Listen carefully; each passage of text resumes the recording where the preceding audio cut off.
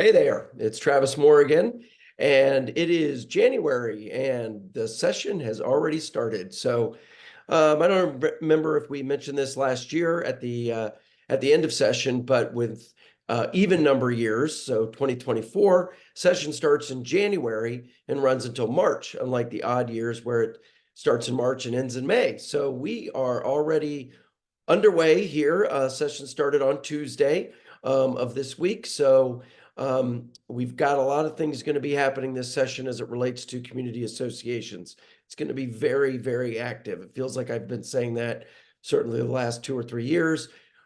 This year, I think more so than ever, we're going to need to all be engaged and on top of these things together. And there will be a little bit for everyone. Last few years, we focused pretty much just on condos, but there's going to be some HOA issues that really will dictate or require our attention. So let's get right started and just mention four that you kind of keep track of, and we'll be sending you alerts. I know some of these already have gotten alerts on, but things that you'll be needing to be watchful for. First one is an Estoppel Bill 278 in the Senate and 979 in the House. Already started moving in the Senate. It's a priority of Senate leadership there. And I think we're going to have good opportunity to work on this with the additional input that you guys are all having to your members, to your legislators. So keep that up.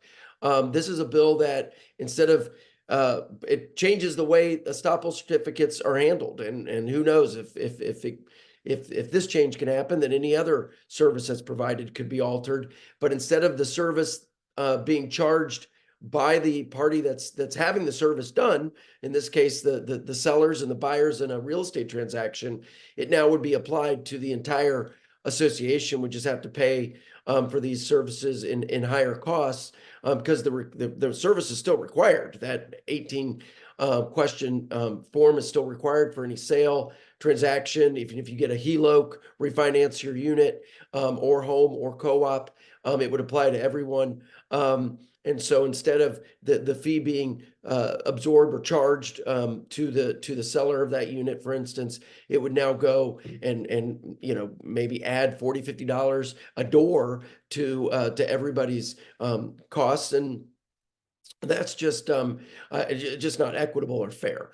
There is a big condo bill, 1178 and 1021 in the House, 1178 in the Senate, 1021 in the House.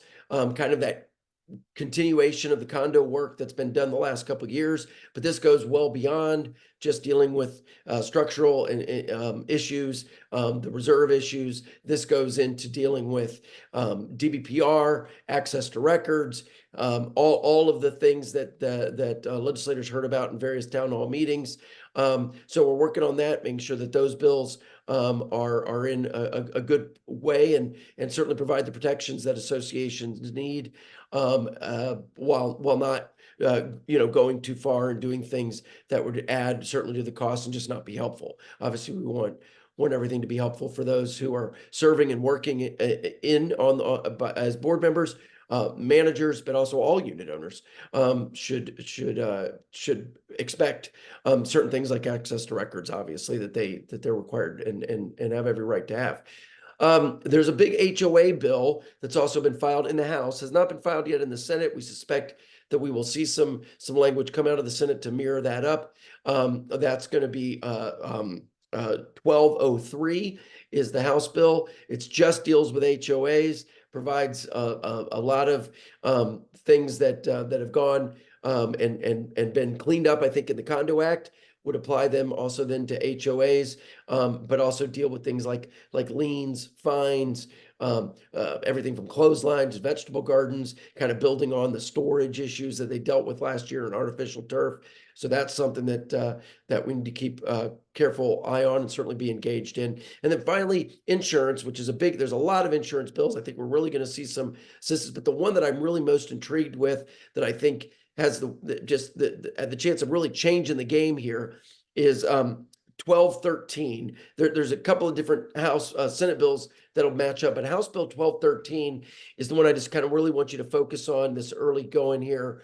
And it would have Citizens Insurance be the provider of wind for in commercial residential policies, let's say, for the association. And then the private carriers would come in and cover everything else. I really think it's something that, given the market that we're in, we're not in normal market conditions. I really feel like this could be a game changer and something we could really get some work on it, and also deal with, obviously, the roof issue that we're dealing with, the rental issue, as far as getting coverage for associations that have a lot of rentals in their buildings and communities. So vacation rentals is out there. There's a whole bunch of things. So let's stay engaged, stay involved, and we really appreciate you. And I look forward to talking to you again next week. I'll get back up to the Capitol. Thank you.